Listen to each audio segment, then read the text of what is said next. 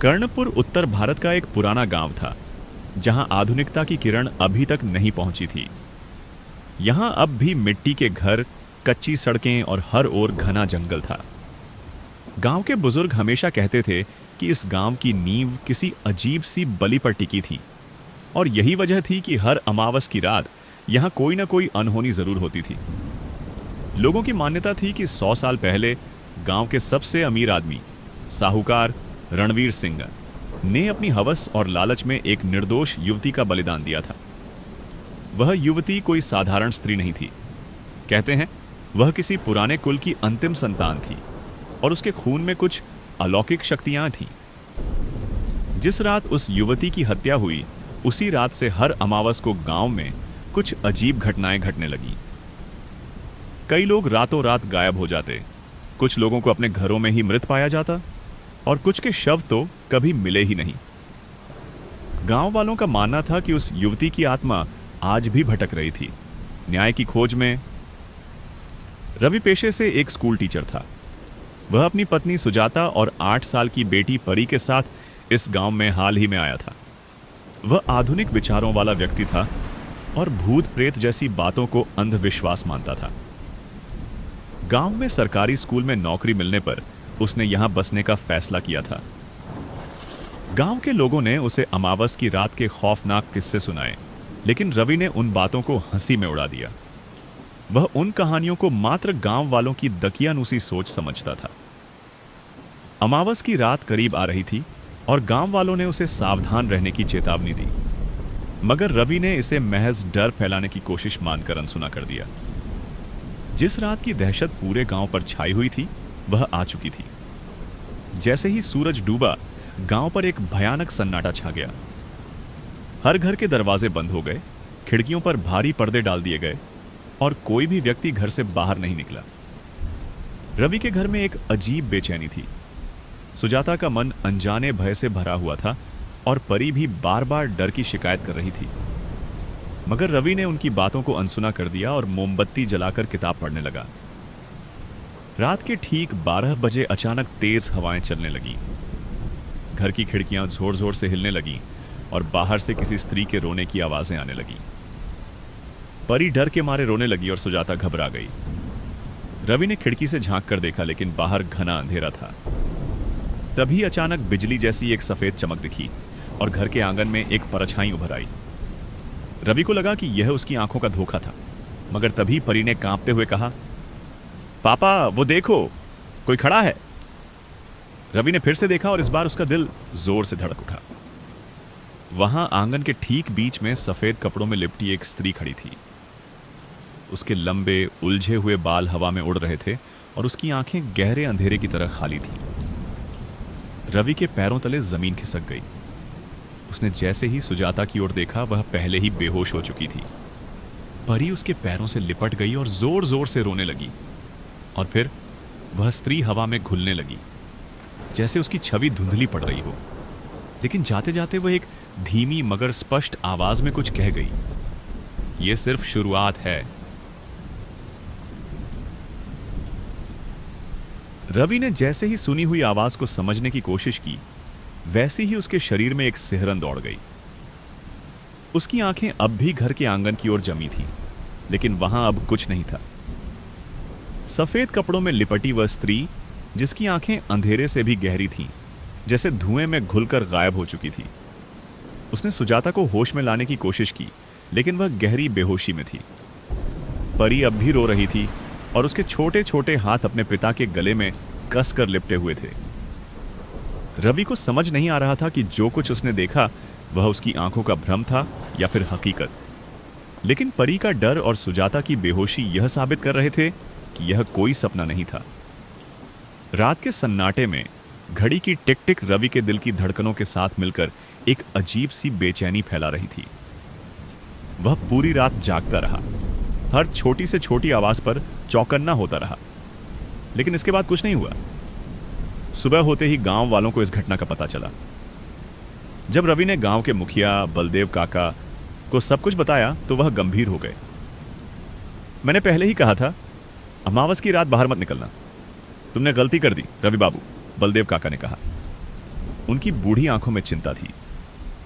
लेकिन वो थी कौन? रवि ने पूछा। बलदेव काका ने गहरी सांस ली और बोले, यह रहस्य जितना पुराना है उतना ही खतरनाक भी। अगर तुम सच में जानना चाहते हो तो तुम्हें गांव की सबसे पुरानी किताब पढ़नी होगी। गांव के सबसे पुराने मंदिर के तहखाने में रखी वह किताब, जिसे पिछले 50 सालों से किसी ने नहीं छुआ था, अब रवि के सामने थी। मंदिर के पुजारी पंडित चतुर्वेदी ने किताब को हाथ में लेते ही चेतावनी दी, यह सिर्फ एक किताब नहीं है, यह एक श्राप है। अगर तुम इसे पढ़ना चाहते हो तो तुम्हें हर शब्द को बहुत ध्यान से समझना होगा।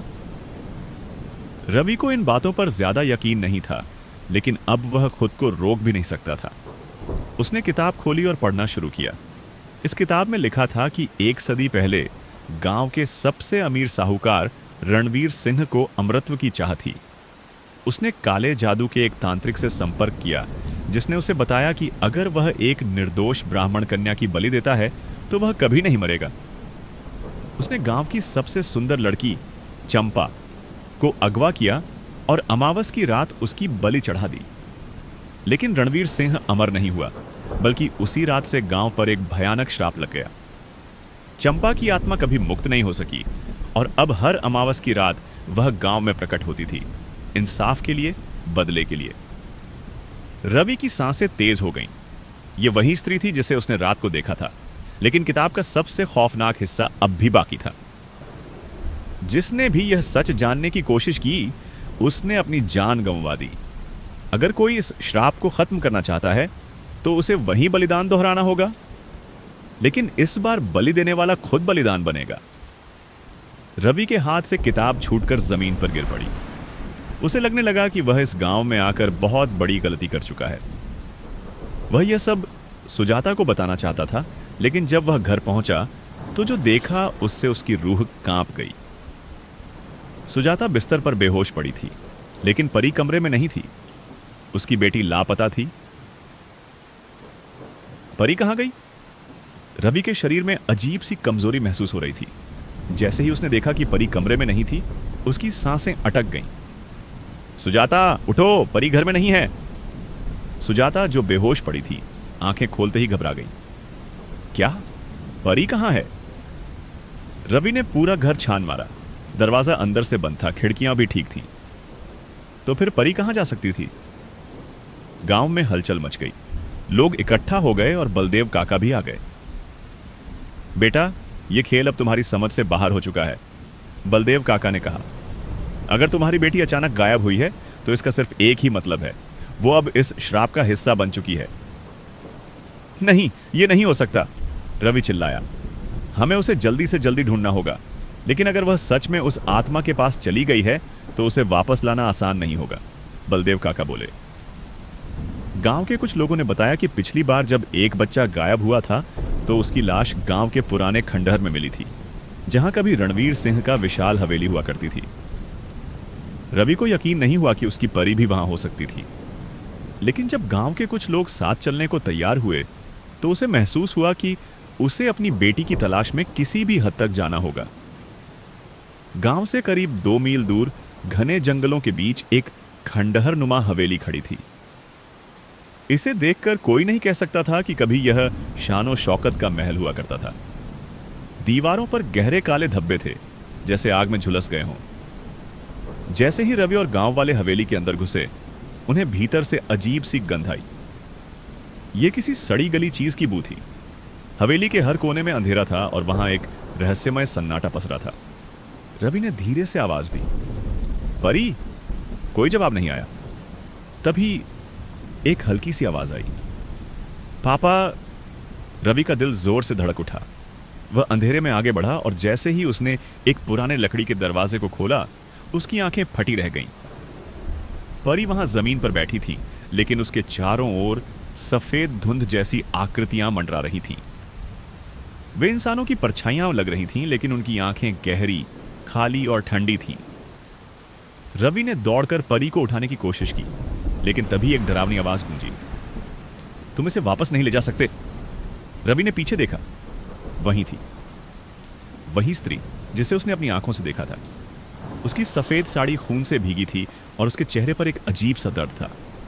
कौन हो तुम? रवि ने कांपते हुए पूछा। मैं चंपा हूं, जिसे 100 साल पहले मारा गया था, और अब यह गांव मेरे श्राप से मुक्त नहीं हो सकता।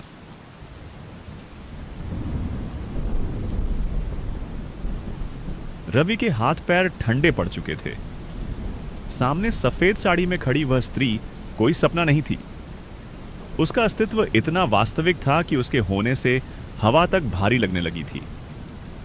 परी अब भी जमीन पर बैठी थी। उसकी आंखें बुझी बुझी लग रही थीं, जैसे उसने कुछ ऐसा देख लिया हो जिसे एक मासूम दिमाग समझ नहीं सकता। तुम क्या चाहती हो? रवि ने हिम्मत जुटाकर पूछा। चंपा की आत्मा ने अपनी गहरी खाली आंखों से उसे देखा और हल्की हंसी हंसी, एक ऐसी हंसी जिसमें दर्द और गुस्से की आग थी। तुम्हारी बेटी ने मुझे देख लिया है, अब वह इस श्राप से मुक्त नहीं हो सकती। रवि को झटका लगा। उसने परी को उठाने की कोशिश की, लेकिन जैसे ही उसने बेटी का हाथ पकड़ा, एक ठंडी लहर उसके शरीर में दौड़ गई।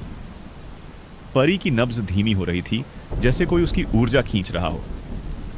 नहीं, रवि चिल्लाया, लेकिन तभी हवेली के भीतर तेज हवा चलने लगी। दरवाजे अपने आप धड़धड़ाने लगे। किवाड़ों की दरारों से सिसकियां सुनाई देने लगी और दीवारों पर परछाइयां चलने लगी, जैसे यहां कभी जो लोग मरे थे वे अब भी देख रहे थे।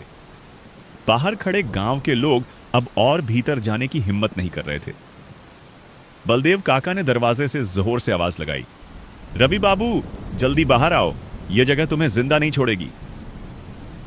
रवि ने सुना, लेकिन वह जानता था कि वह अकेले बाहर नहीं जा सकता। उसे अपनी बेटी को भी बचाना था। चंपा की आत्मा अब जमीन से थोड़ी ऊपर उठने लगी थी। उसकी साड़ी के कोने हवा में उड़ रहे थे और उसकी आंखें अब जलने लगी थीं, मानो उसके भीतर 100 साल पुराना गुस्सा धधक रहा हो। इस गांव के लोग झूठे हैं, पाखंडी हैं, उसने कराहते हुए कहा। 100 साल पहले उन्होंने मुझे मरते देखा, लेकिन किसी ने कुछ नहीं किया। अब यह गांव चैन से नहीं रह सकता। रवि ने महसूस किया कि हवेली की फर्श में हल्की हल्की दरारें आ रही थीं, जैसे यह जगह खुद ही आत्मा के दर्द को झेल नहीं पा रही थी। तभी पहली बार परी ने धीरे से अपनी आंखें खोली और बहुत हल्की आवाज में कहा, पापा, यह जगह जल रही है। रवि चौंका। क्या? परी की आंखों में एक अजीब चमक थी। यहां आग लगी थी बहुत साल पहले, मैं देख सकती हूं। रवि को अब समझ आने लगा था कि परी ने जो देखा था वह कोई आम दृश्य नहीं था। यह उस रात की सच्चाई थी जब रणवीर सिंह ने हवेली में चंपा की बलि दी थी। हमें यहां से भागना होगा, रवि ने मन में ठाना। लेकिन वह भाग सकता था क्या? या यह हवेली उसकी और उसकी बेटी की कब्र बनने वाली थी?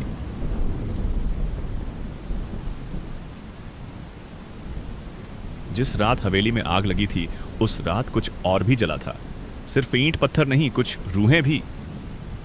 रवि की पकड़ अब भी परी के ठंडे हाथों पर थी, लेकिन उसकी बेटी की आंखें किसी और ही दुनिया को देख रही थीं। पापा, मैंने देखा, सब कुछ जल रहा था। परी की आवाज किसी दूसरी ही जगह से आ रही थी।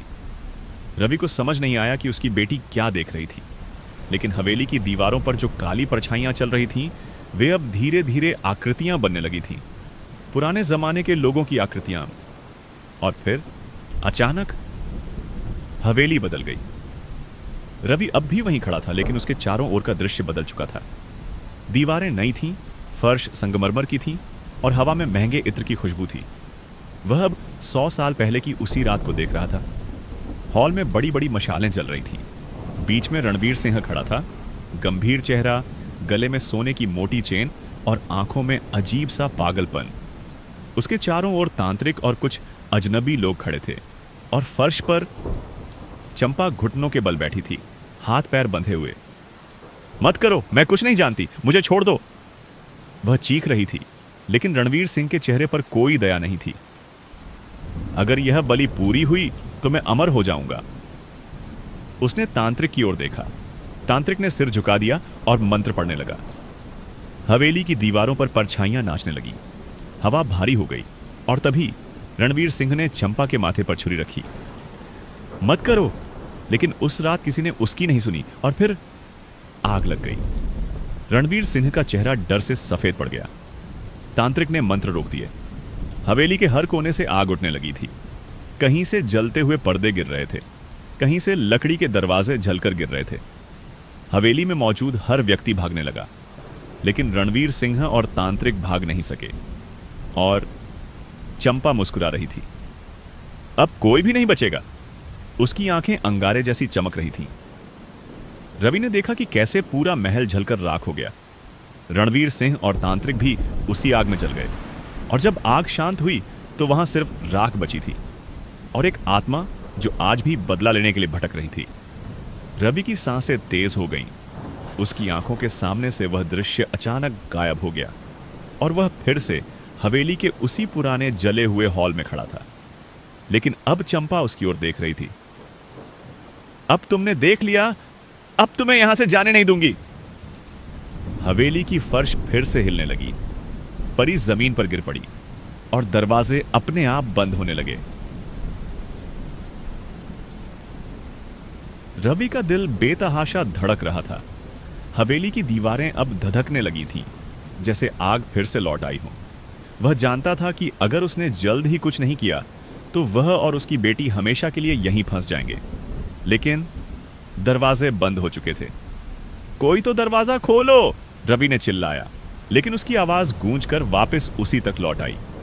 परी अब भी जमीन पर गिरी थी। उसका शरीर ठंडा पड़ता जा रहा था। परी, उठो बेटा, हमें यहां से निकलना होगा, रवि ने उसे झकझोरते हुए कहा। लेकिन परी की आंखें अब भी किसी और ही चीज को देख रही थीं। पापा, कोई मेरे पास खड़ा है। रवि ने घबराकर चारों ओर देखा, लेकिन उसे कुछ नहीं दिखा। बलदेव काका और गांव के लोग अब हवेली के बाहर खड़े डर के मारे कुछ नहीं कर पा रहे थे। वे सिर्फ अंदर से आ रही डरावनी आवाजों को सुन सकते थे।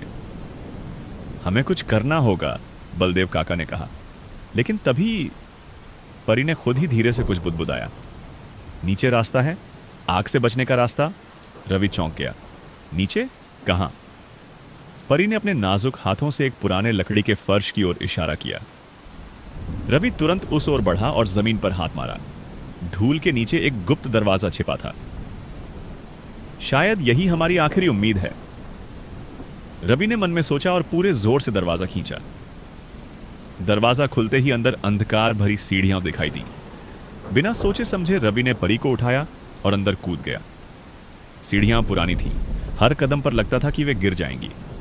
चारों ओर सड़े हुए लकड़ी और नमी की बदबू थी। लेकिन जैसे ही वह नीचे पहुंचा, उसके रोंगटे खड़े हो गए। यह कोई साधारण तहखाना नहीं था। यहां हर जगह सफेद कपड़ों में लिपटी आकृतियां खड़ी थीं। वे इंसान नहीं थे, वे वही आत्माएं थीं जो इस हवेली में मारी गई थीं। तुम यहां से नहीं निकल सकते, एक धीमी मगर डरावनी आवाज गूंजी। रवि ने देखा, चंपा वहां खड़ी थी। उसकी आंखों से अब आंसू गिर रहे थे, लेकिन उसकी मुस्कान अब भी ठंडी थी। अगर तुम इस जगह से भागना चाहते हो तो तुम्हें इसका मूल्य चुकाना होगा। रवि समझ गया कि अब उसके पास दो ही रास्ते थे, लेकिन अगर उसने भागने की कोशिश की और असफल रहा तो वह और परी दोनों मर जाएंगे। हवेली के ऊपर की मंजिल हिलने लगी थी। दीवारें अब टूट रही थीं। रवि ने परी को देखा। उसकी बेटी की सांसें बहुत धीमी हो गई थीं। अब फैसला लेना ही होगा।